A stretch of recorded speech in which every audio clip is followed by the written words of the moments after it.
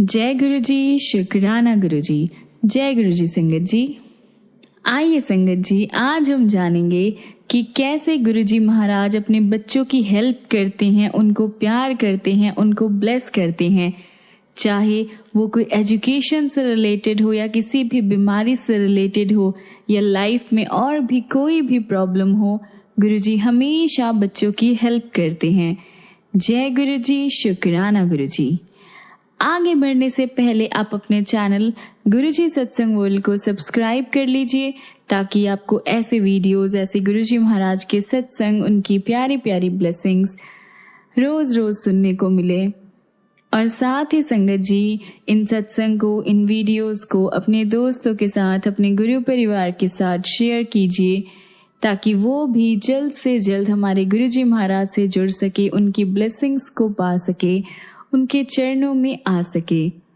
और हाँ संगत जी, आप में से कोई भी संगत अपना सत्संग हमारे साथ शेयर करना चाहते हो, गुरु जी का शुक्राना अदा करना चाहते हो और अपने दोस्तों के साथ बांटना चाहते हो, तो नीचे दिए गए ईमेल आईडी या फिर व्हाट्सएप नंबर पर आप हमें मैसेज कर सकते हैं। आपके सत्संग भी बहुत जल्दी शेयर किए जाएंगे। जय गुरु जी, शुक्राना गुरु जी। आज का पहला सत्संग है सुगंधा गुप्ता का। मैं प्रभु के चरण कमलों में नतमस्तक होती हूँ कि वह अपनी कृपा मुझ पर करे और उनके प्रदान किए हुए कुछ दिव्य आशीर्वाद मैं सबके साथ बांट सकूं।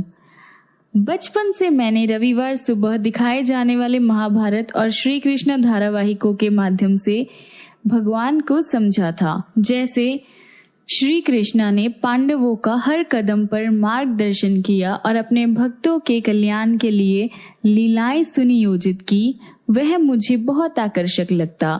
समय के साथ भगवान के दर्शन पाने की अभिलाषा बढ़ती गई और अनजाने ही एक दिन मुझे गुरुजी के दरबार का बुलावा आया। मैंने बाद में समझा कि मेरी प्रार्थना स्वीकार की गई थी। गुरुजी के दरबार जाना एक ऐसी यात्रा थी जिसने मुझे एक बिल्कुल ही अलग आकर्षक दुनिया में पहुंचा दिया था। संतोष से परिपूर्ण, क्षणभंगुर वस्तुओं से दूर ले जाते हुए और चिंताओं को कहीं लुप्त करते हुए पूरी तरह से हितकारी। मुझे गुरुजी को सुनने का या बात करने का सुअवसर नहीं प्राप्त हुआ था, लेकिन अनजाने में मैं उनका अनुसरण कर रही थी। जल्द ही मुझे ज्ञात हुआ कि मैं उनकी संगत हो गई थी। तब से जीवन गुरुजी के साथ संजो के रखने वाला एक आशीर्वाद बन गया है, जिसमें तन, मन और अंतरात्मा उनके संरक्षण में हर पल उत्साह में है। हमारे सबसे अच्छे मित्र या रक्षक की तरह गुरुजी हमारी छोटी से छोटी इच्छा का भी ध्यान रखते हैं। आवश्यकता केवल इतनी है कि हम इसे समझें और माने कि हमारे जीवन में एक दिव्य शक्ति है और उन्हें निष्ठापूर्वक समर्पण करें। 13 फरवरी 2006 को हमें बड़े मंदिर जाने का मौका मिला। उस दिन मेन हॉल में रखी हुई शिवजी की मूर्ति में हमने प्रत्यक्ष बदलाव देखे। दाहिनी आंख और निचला होठ अगाड़ी में बढ़ गए थे और शिवजी बड़े मनमोहक ढंग से मुस्कुरा रहे थे। क्योंकि उस दिन मेरे पास मेरा मोबाइल था, मैंने कुछ तस्वीरें ले ली। वो तस्वीरें मेरे फोन में ही रही और एक अद्भुत रात को मैंने वह दोबारा देखी। 1 महीने बाद 20 मार्च को सोमवार के दिन हम बड़े मंदिर सेवा और दर्शन के लिए गए। वह बहुत ही अच्छा दिन था और आशीर्वाद के रूप में हमें बहुत सारा प्रसाद और सत्संग मिले। रात को करीब 8 बजे हमें घर जाने के लिए कहा गया। मैं बाहर शिवजी की मूर्ति के पास खड़ी थी जब हमारा ध्यान उस मूर्ति के होठों के बीच एक महीन दांतों की लकीर पर गया जो वैसे नहीं नजर आती थी। हम भौचक्के रह गए। जब हम जानने लगे, किसी ने हमें बताया कि बाद में रात को गुरुजी आने वाले थे। हम बहुत खुश हुए, परंतु हमें जाना पड़ा। वैसे तो हम चले गए, हमारा मन बड़े मंदिर में ही था। रात का समय था, पर मैं अभी भी सोच रही थी कि वहां क्या हो रहा होगा। रात के 1 बज गए और मैं जागी हुई थी। बिना कुछ सोचे मैंने अपना मोबाइल निकाला और फरवरी में ली गई शिवजी की मूर्ति की तस्वीर खोली और उनके चेहरे पर अपना ध्यान केंद्रित किया। अचानक मुझे गुरुजी की आवाज सुनाई दी, चल देख क्या होता है। मैं शिवजी के केश देख रही थी जिनमें गंगा नदी का बसेरा है। 5 मिनट व्यतीत गए लेकिन कुछ नहीं हुआ। जैसे मैंने उनके चेहरे की ओर देखा, मैं ये देखकर आश्चर्यचकित रह गई कि आधा चेहरा लाल हो गया था और कंठ के पास तांबे के रंग का सा धब्बा बन गया था। मैं बहुत डर गई, मेरे दिल की धड़कन तेज हो गई और मैं अपने बिस्तर पर उठकर बैठ गई। गुरुजी ने मुझे आश्वासन दिया कि कुछ नहीं होगा और मैं तस्वीर देखती रहूं। उनकी आज्ञा अनुसार मैं उस अंधेरे कमरे में उसी मुद्रा में रही, यहाँ तक कि मैंने अपना चश्मा भी नहीं पहना। फिर मैंने देखा कि शिवजी की तस्वीर में रंग प्रदर्शित हो रहे थे। दाहिने और गाल गुलाबी हो गए थे और भौहें हरी और गुलाबी हो गई थी। शिवजी के कंठ के आसपास सर्प पर एक नीली रेखा आंखों सी प्रतीत हो रही थी। धीरे धीरे ऐसा लग रहा था मानो रंग सारी मूर्ति पर छिड़क दिए गए हो, जैसे कि होली मना रहे हो। मैंने उस टाइम गुरुजी की अपरिमित कंपन प्राप्त की। 3 बजे तक मुझे उनके दर्शन प्राप्त होते रहे और वैसे तो मैं अपना मोबाइल 2 घंटे लगातार देखती रही, फिर भी मुझे आंखों में कोई थकान महसूस नहीं हुई। बाद में जब मैंने मोबाइल में गुरुजी की तस्वीरें देखी तो पृष्ठभूमि में भी गुलाबी रंग का गुलाल देखकर मुझे बहुत हैरानी हुई। सुबह को मैंने जाकर अपने परिवार के सारे सदस्यों को वह तस्वीर दिखाई। उसी हफ्ते में अपना मोबाइल खास तौर पर एम्पायर स्टेट ले गई ताकि संगत भी दर्शन कर सके, परंतु जैसे गुरुजी की इच्छा हुई केवल 3 लोग ही दर्शन कर पाए और मेरे मोबाइल में कोई गड़बड़ हो गई और सब कुछ मिट गया। वैसे तो हमने उस साल होली नहीं मनाई, गुरुजी ने उसे मेरे लिए सबसे यादगार बना दिया। ऐसे चमत्कारी दर्शन के लिए मैं गुरुजी का धन्यवाद करती हूँ। 2006 में लोहड़ी के दिन गुरुजी ने अपने हाथों से संगत को प्रसाद बांटा, मूंगफली, मिश्री और इलायची। कुछ प्रसाद का हमने वही आनंद उठाया और कुछ हम घर ले गए। कुछ प्रसाद मैंने अपने दूसरे साल की फाइनल एग्जाम्स के लिए रख दिया, पर फिर मैंने वो खा ही लिया। मेरी परीक्षा का पहला दिन था और मैं सुबह गुरुजी से प्रार्थना कर रही थी कि अचानक मुझे उनकी आवाज़ सुनाई दी, ये कहते हुए, जा प्रसाद ले ले। विस्मित लेकिन खुशी खुशी मैंने एक छोटी थैली निकाली जिसमें गुरुजी द्वारा पहले दी गई मूंगफलियों के छिलके रखे थे, ये सोचकर कि उनमें शायद अभी कुछ होगा, पर वह खाली था। क्योंकि गुरुजी का निर्देश तो मानना ही था, मैंने मूंगफली के छिलके का छोटा सा टुकड़ा लिया और खा लिया। बाद में जब मैं नीचे गई तो अचानक मेरे पिताजी ने पूछा, क्या तुमने प्रसाद ले लिया? मैंने जवाब दिया कि वह तो मैं पहले ही खा चुकी थी। वह अपने कमरे में गए और कुछ लेकर आए जो उन्होंने पहले से बचा कर रखा था। मैं आश्चर्यचकित थी। ये वही प्रसाद था जिसके बारे में गुरुजी ने कहा था। मैं अपनी सारी परीक्षाओं के दौरान वो प्रसाद खाती और उनके आशीर्वाद से मैं अपने कॉलेज में प्रथम स्थान पर आई।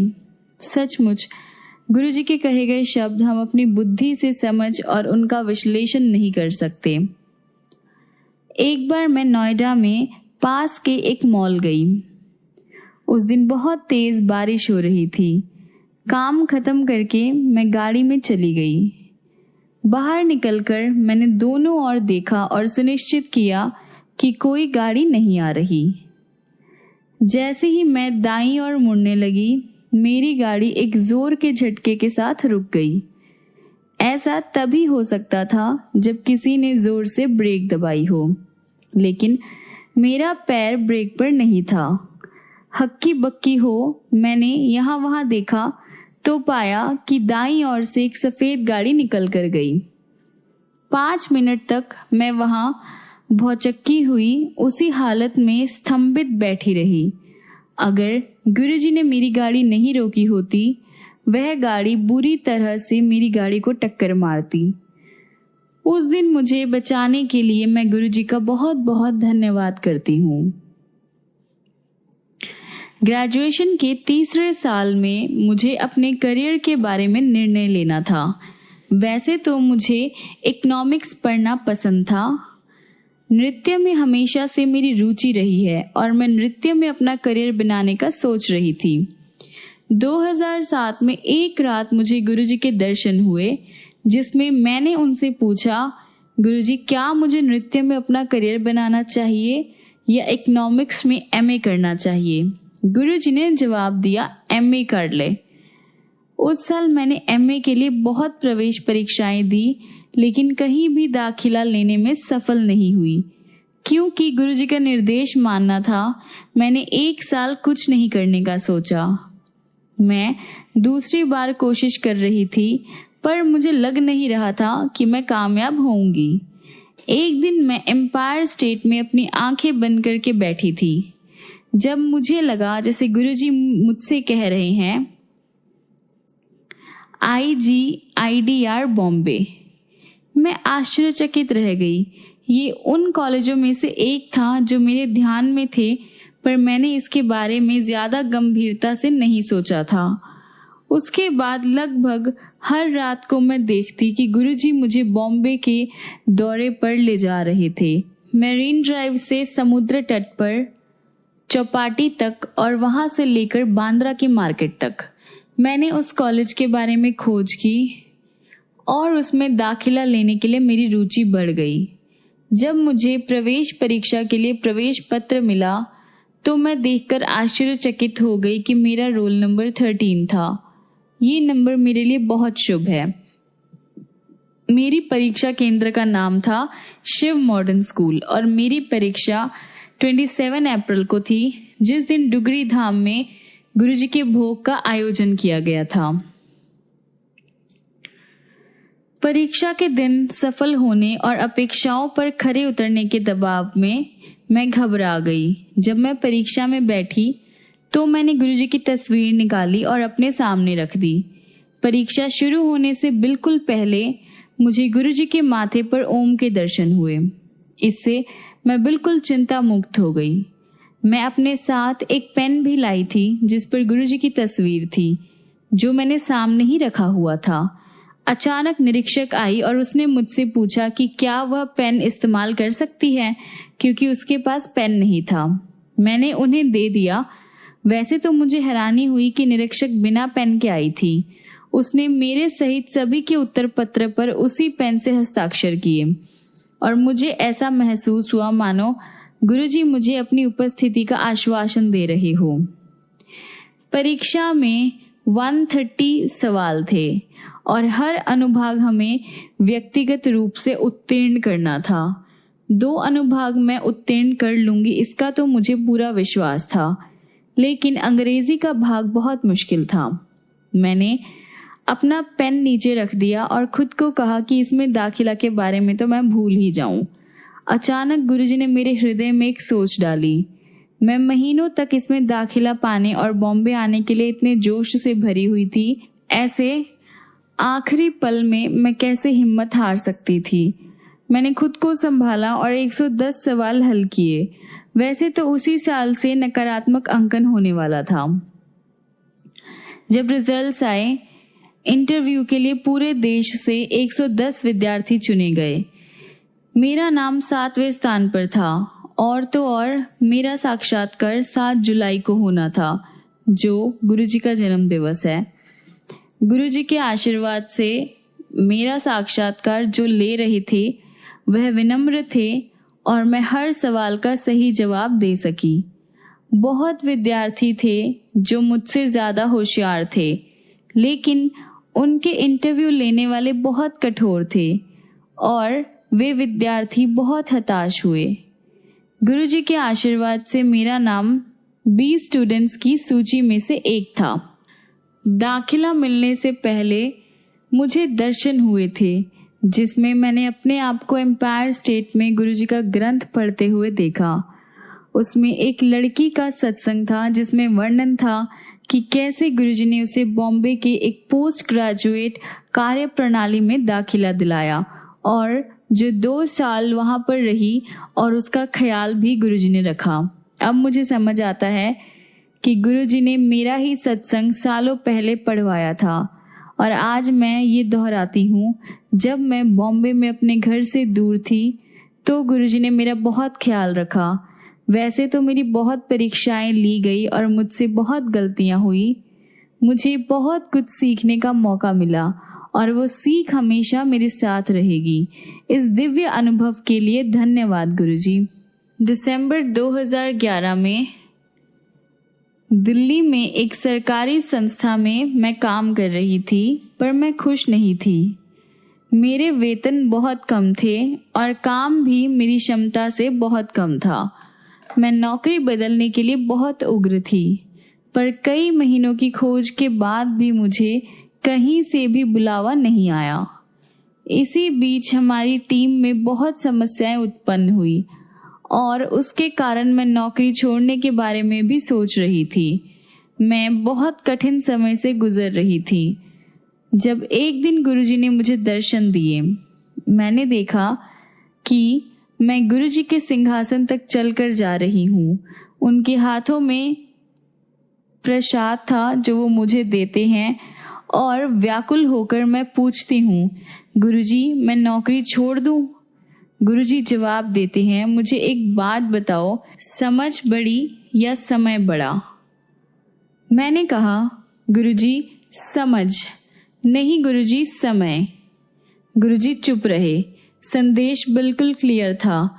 कोई आवश्यकता नहीं थी कि मैं अपना दिमाग लगाऊं और व्यर्थ ही कोई मानसिक दबाव लूं। हम जितना समझ सकते हैं, समय का चक्र उससे कहीं ज्यादा शक्तिशाली होता है और समय के साथ सब कुछ अपने आप ठीक हो जाएगा। जल्द ही एक दूसरी सरकारी संस्था में नौकरी के लिए मैंने एक विज्ञापन देखा। मैंने उस नौकरी के लिए आवेदन भेजा और मुझे इंटरव्यू के लिए बुलाया गया। उस नौकरी के लिए 15 लोग आए थे, लेकिन गुरुजी की कृपा से मुझे नौकरी मिली और वो भी अच्छे वेतन के साथ। वैसे तो इस नौकरी को पाने की कोशिश में मैंने बहुत उतार चढ़ाव देखे। गुरुजी का आश्रय और आशीर्वाद सदा मेरे साथ रहा है। यद्यपि मैंने बहुत मेहनत की, मैं विश्वस्त नहीं थी कि मेरा 1 साल का कॉन्ट्रैक्ट आगे बढ़ेगा कि नहीं, लेकिन क्योंकि गुरुजी मेरे साथ थे, मेरे खिलाफ कोई खड़ा नहीं हो सका और मेरा कॉन्ट्रैक्ट आगे बढ़ा दिया गया। एक बार गुरुजी ने मुझे दर्शन दिए जब उन्होंने कहा, खुश रहना है तो दान करो, न्याय चाहिए तो भगवान को याद करो। हकीकत में इस कलयुग में खुशी और न्याय पाना बहुत कठिन है और गुरुजी ने हमारा मार्गदर्शन किया है। हम सब कितने भाग्यवान हैं। इस कलयुग में हम स्वयं भगवान शिव के दिव्य संरक्षण में हैं, जो हमें सांसारिक भौतिकवाद और झूठे भ्रमों के दलदल से बाहर निकालते हैं। हम भाग्यवान हैं कि हमें इतने लाड़ प्यार से भरा जीवन मिला है। हमें भगवान शिव के चरण कमलों में बैठने का मौका मिला है, दिव्य और पवित्र लंगर खाने को मिला है, मंदिर में सेवा करके अपने पाप धोने का मौका मिला है और हर पल हमें गुरुजी का संरक्षण और मार्गदर्शन मिला है और वह बिना कुछ कहे हमारे आने वाले कष्टों को दूर कर देते हैं।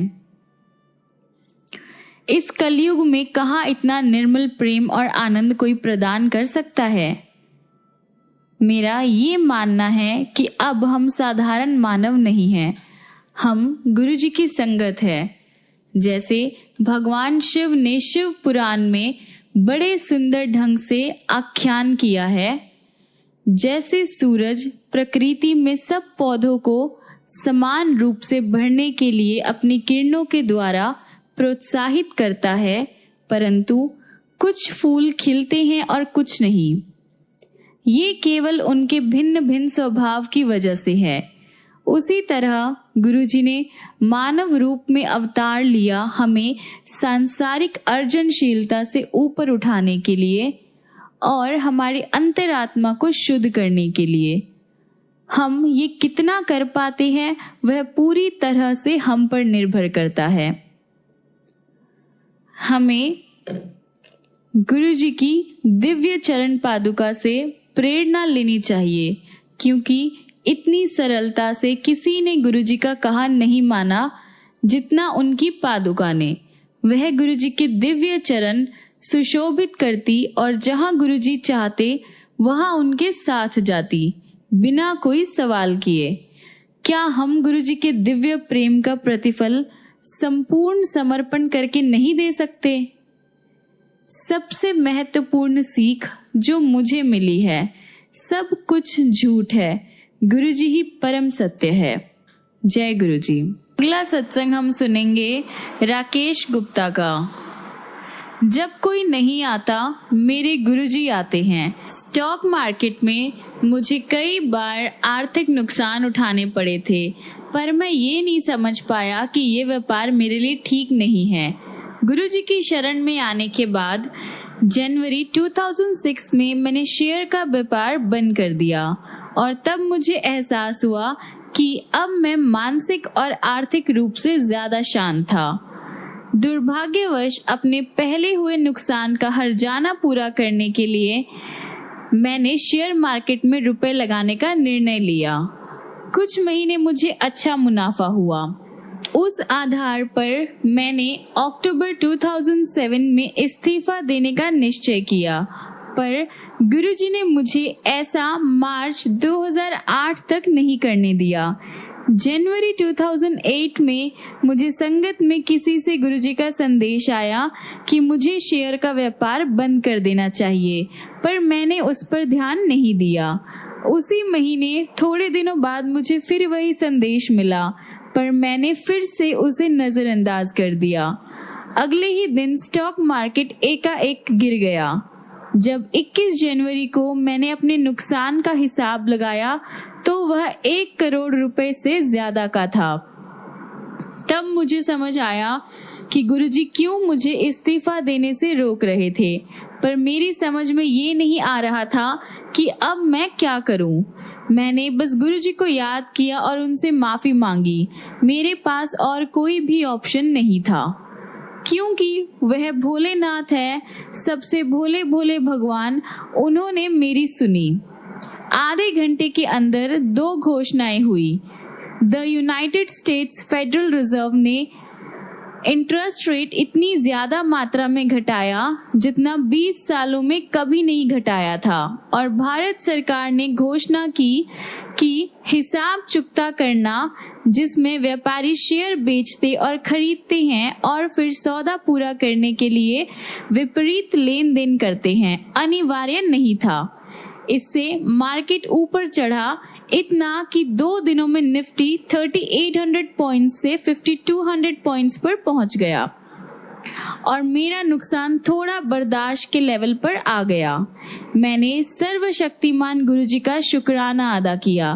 गुरुजी ने ना सिर्फ मेरी नौकरी बचाई, साथ ही अपूरणीय नुकसान से भी मुझे बचाया, जो मैं खुद ही अपने ऊपर लाया था, गुरुजी के आदेश की अवज्ञा करके। इसमें हम सबके लिए सीख है कि गुरुजी का आदेश बिना किंतु परंतु के तत्काल ही मान लेना चाहिए। जनवरी 2008 में रात को करीब 2:30 बजे मैं अपनी पत्नी के साथ स्कूटर पर इफ्को चौक गुड़गांव से अपने घर जा रहा था। जब मैंने स्कूटर चलाने की कोशिश की तो वो नहीं चला। मैंने पेट्रोल की टंकी देखी तो पाया कि वो खाली था। करीब 3 बजे हम एक पेट्रोल पंप पहुंचे, जहां मैंने लोगों से अनुरोध किया कि ज्यादा पैसे लेकर वो मुझे पेट्रोल दे दे। उन्होंने ये कहकर पेट्रोल पंप सुबह 6 बजे ही खुलेगा, मुझे मना कर दिया। उन दिनों ठंड बहुत ज्यादा थी, इसलिए पैदल घर जाना संभव नहीं था। तभी मुझे सत्संग याद आए जिनमें संगत की गाड़ियां बिना पेट्रोल के ही चली थी। मैंने गुरुजी का नाम लिया और एक बार फिर स्कूटर शुरू करने की कोशिश की। इस बार स्कूटर चल पड़ा। जब मैं घर पहुंचा तो मैंने देखा कि पेट्रोल की टंकी पूरी भरी हुई थी। गुरुजी के लिए कुछ भी नामुमकिन नहीं है, क्योंकि वह भगवान शिव है। मेरा साला और उनका परिवार 2006 में गुरु पूर्णिमा के दिन सहारनपुर से बड़े मंदिर आए। गुरुजी का दर्शन पाकर हम सब बहुत खुश थे। 3 साल बाद 2009 में गुरु पूर्णिमा के दिन वह फिर बड़े मंदिर आए। उस दिन समारोह के दौरान मेरे साले की वाइफ को उनकी गद्दी पर गुरुजी के दिव्य दर्शन हुए। कुछ समय बाद अगस्त में हमें सहारनपुर जाने का मौका मिला। मेरे साले का परिवार बहुत इच्छुक था कि वे गुरुजी का सत्संग अपने घर में रखे, जैसे गुड़गांव में संगत के घर में सत्संग होता है। गुरुजी की कृपा से उनके घर में शाम 4 से 8 बजे तक सत्संग हुआ और उसके बाद लंगर। निस्संदेह गुरुजी अपने आशीर्वाद के साथ वहां मौजूद थे। बाजार से सजावट के लिए गुलाब खरीद कर लाने से पहले ही सुबह 11 बजे हमें सहारनपुर में गुरुजी की सुगंध आई। सत्संग के दौरान संगत को भी गुरुजी की मौजूदगी महसूस हुई। एक और बात ध्यान देने वाली है, सहारनपुर में नियमित रूप से शाम 4 बजे से 12 बजे तक बिजली जाती है, पर उस दिन उस एरिया में 1 मिनट के लिए भी बिजली नहीं गई। अगले दिन गुरुजी ने मेरी साली को सपने में दर्शन दिए और सबको आशीर्वाद दिया। सितंबर 2009 में खराब खाने की वजह से मेरी बेटी बहुत बीमार थी। उसे बुखार, उल्टियां और दस्त थे। उसकी हालत इतनी खराब थी कि दवाइयां लेने के बावजूद वह 2-3 दिनों से पानी तक नहीं पचा पा रही थी। फिर गुरुजी की कृपा से हम शनिवार को बड़े मंदिर गए। हमने हमारी बेटी की हालत की वजह से उसे चाय और लंगर प्रसाद मुख्य हॉल के बाहर ही लेने को कहा, परंतु जैसे ही हमने मंदिर में प्रवेश किया उसकी हालत में सुधार आने लगा और उसने चाय प्रसाद मंदिर के मेन हॉल और लंगर मंदिर के बेसमेंट में लिया। गुरुजी के आशीर्वाद से वह तुरंत ही ठीक हो गई, जो प्रमाणित दवाइयां 2-3 दिनों में कुछ नहीं कर पाई। गुरुजी के आशीर्वाद भरे प्रसाद ने एक क्षण में कर दिया। जय गुरुजी। आइए संगत जी, हम अपने आज के सत्संग को यहीं पर विराम देते हैं और खत्म करने से पहले गुरुजी महाराज का मंत्र जाप करते हैं। ओम नमः शिवाय, शिवजी सदा सहाय। ओम नमः शिवाय, गुरुजी सदा सहाय। ओम नमः शिवाय, शिवजी सदा सहाय। ओम नमः शिवाय, गुरुजी सदा सहाय। ओम नमः शिवाय, शिवजी सदा सहाय। ओम नमः शिवाय, गुरुजी सदा सहाय। ओम नमः शिवाय, शिवजी सदा सहाय।